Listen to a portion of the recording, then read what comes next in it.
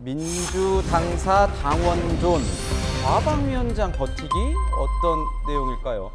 자, 당원과 함께하는 민주당이 되자 이런 취지로 당시에 당사에 당원존 설치를 지시했는데 당내 일각에서는 우려의 목소리가 나오고 있습니다. 거기다가 정청래 최고위원이 이 과방위원장을 함께 겸직을 하면서 계속 고수하겠다는 의지를 밝혔는데 또 논란이 되고 있습니다. 자, 본격적으로 이야기 나누기로 할 텐데요.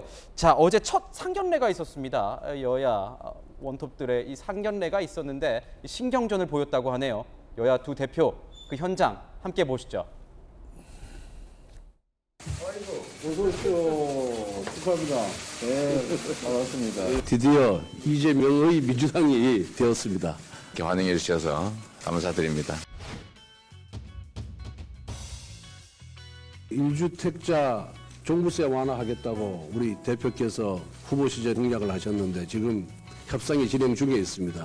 그 부분도 좀 관심을 갖고 한번 좀 들여다봐 주셨으면. 당의 가급적 협력적 입장을 좀 가지라고 지금 이미 좀 얘기는 하고 있습니다. 그렇다고 원내대표께서 지나치게 과도한 그 욕심을 내지 마시고요. 포대기업이나 슈퍼리치들 감세를 13조 원인가 16조 원인가 한다는데 그런 걸 하지 말고.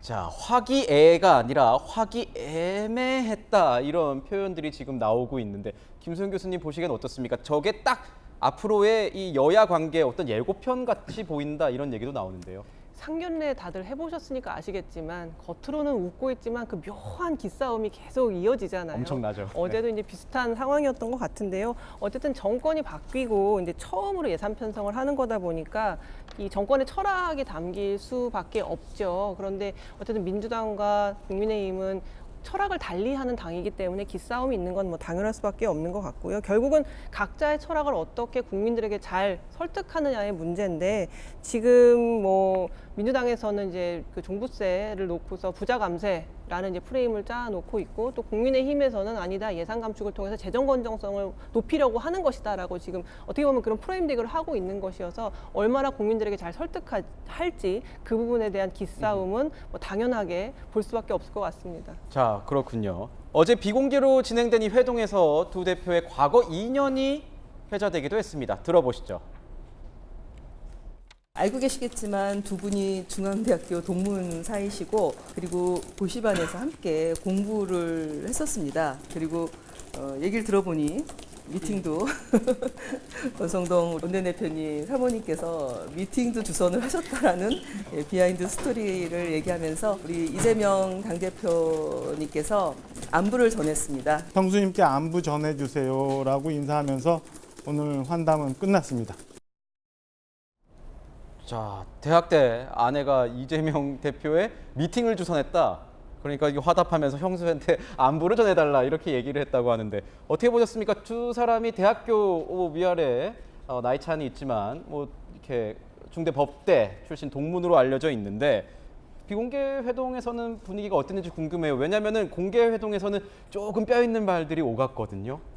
이제 대부분 이제 이런 걸 드려야 될지 모르겠는데 대부분의 국민들께서 공개 회동은 그래도 약간 격식을 차리고 그러기 때문에 뭐 좀 온화한 분위기에서 하고 근데 공개 회동에서조차 뼈 있는 말이 오갔으면 비공개 회동에서는 엄청나게 살벌하게 했을 것이다 라고 예측하기 쉽잖아요. 네. 근데 사실은 저 자리가 싸우러 온 자리가 아니고 상견례 자리거든요. 그렇죠.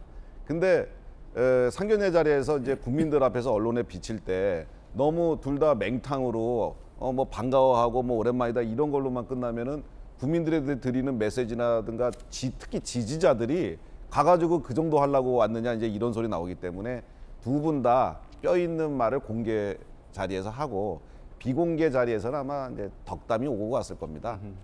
뭐 인사를 오셨으니까 권 원내대표께서 이 대표한테 덕담 건넸을 거고 뭐 잘 운영해 달라 우리 협조 많이 해달라 우리 여당이지만 숫자가 워낙에 적지 않느냐 했을 거고 이 대표도 이제 대학 선배기도 하고 또 그 비공개 자리에서 뭐 뼈 있는 얘기 뭐 이렇게 많이 안 했을 거고 덕담하는 과정에서 사실 저는 권성동 원내대표한테 그 얘기를 들은 적이 있습니다. 어떤 얘기 들으셨습니까? 우리 집사람이 옛날에 이재명 그 후보 당시 후보 시절에 후보 미팅 주선해 준 적이 있었다. 그래가지고 왜 그런 짓을 하셨어요? 내가 이제 농담 삼아 그렇게 얘기했는데 이게 이제 온 국민들께 이제 공개가 다 되었네요.